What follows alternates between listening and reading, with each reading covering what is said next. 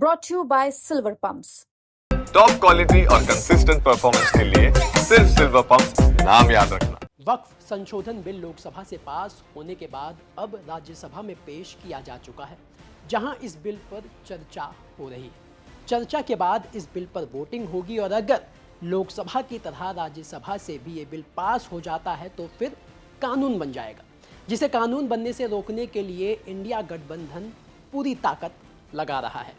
और इसी कड़ी में इंडिया गठबंधन में शामिल आम आदमी पार्टी ने अपने सभी राज्यसभा के 10 सांसदों के लिए 3 लाइन का व्हिप जारी किया है। लेकिन आम आदमी पार्टी के साथ पेच है उनकी सांसद स्वाति मालीवाल, जो पार्टी से नाराज चल रही हैं।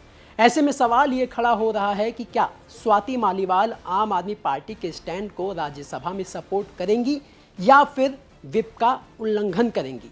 और अगर स्वाति मालीवाल आम आदमी पार्टी के स्टैंड को राज्यसभा में सपोर्ट नहीं करती तो फिर क्या होगा, ये तो हम आपको बताएंगे ही, लेकिन उसके साथ ये भी बताएंगे कि आखिर व्हिप ये होती क्या है।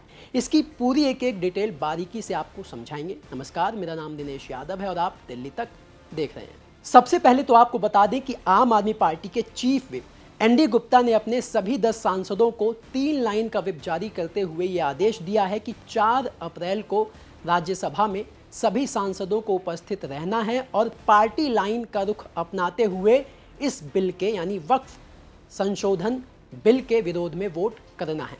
अब यहीं से ये सवाल खड़ा होता है कि अगर पार्टी से नाराज चल रही बगावती तेवर अपनाने वाली स्वाति मालीवाल इस व्हिप का उल्लंघन करती हैं तो फिर क्या होगा, ये तो आपको बताएंगे। लेकिन उससे पहले ये समझ लीजिए कि आखिर ये व्हिप होती क्या है। दरअसल व्हिप किसी राजनीतिक पार्टी के सदस्यों को एक निश्चित आदेश का पालन करने के लिए दिया गया एक लिखित आदेश होता है। राजनीतिक पार्टियां व्हिप को विशेष मौके पर संसद में मौजूद रहने और मतदान में हिस्सा लेने के लिए जारी करती हैं। व्हिप से ये सुनिश्चित किया जाता है कि सदस्य सदन में उपस्थित रहें और पार्टी के रुख के मुताबिक मतदान करें।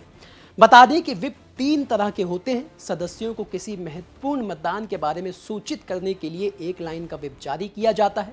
मतदान के दौरान सदन में उपस्थित रहने का निर्देश देने के लिए 2 लाइन का व्हिप जारी किया जाता है।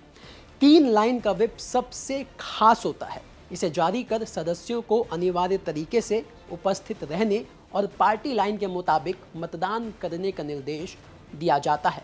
और सबसे खास बात तो यह है कि व्हिप का पालन करना हर पार्टी के सदस्य के लिए जरूरी होता है। व्हिप का पालन ना करने पर पार्टी सख्त कदम उठा सकती है। अगर 3 लाइन के व्हिप का उल्लंघन किया जाता है तो पार्टी दल बदल विरोधी कानून के तहत संबंधित सदस्य को अयोग्य घोषित कर सकती है या फिर उसकी संसद सदस्यता भी जा सकती है। हालांकि जब किसी पार्टी के 1/3 से ज्यादा संसद सदस्य व्हिप का उल्लंघन करते हैं तो ऐसे मामलों में कोई कार्रवाई नहीं होती है। तो मतलब साफ है कि अगर स्वाति मालीवाल व्हिप का उल्लंघन करती हैं और राज्यसभा में आम आदमी पार्टी के पार्टी स्टैंड को सपोर्ट नहीं करती तो फिर उनकी संसद सदस्यता जा सकती है।